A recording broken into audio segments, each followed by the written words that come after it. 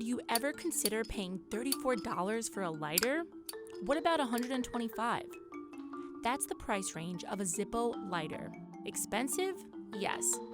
But people insist these beloved lighters are not only functional, but a sentimental little treasure.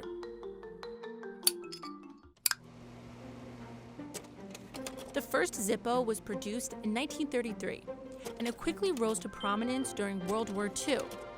Since then, these lighters have become synonymous with the US military and have gone on to become super popular in pop culture, Hollywood, and on Broadway stages.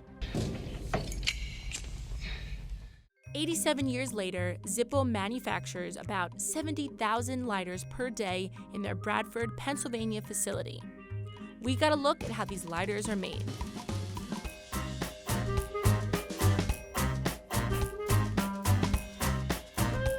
The process begins with large sheets of brass being shaped into the case's top and bottom pieces.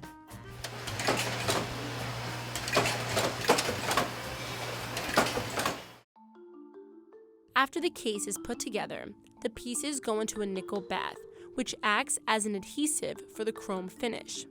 Once they're rinsed in the bath 5 times, they'll go into the chrome tank for 4 minutes, then emerge as a shiny chrome-plated case. About 3,400 pieces are chrome-plated every hour. Next is creating the lighter insert.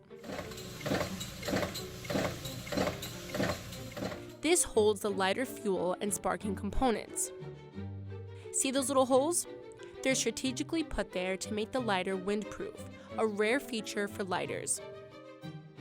The flint spring and the flint wheel create the spark for the flame.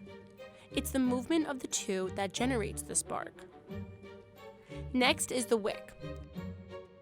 The wick zigzags through cotton that acts as a sponge for the lighter fuel, which is added later on. The insert is finally put into the case.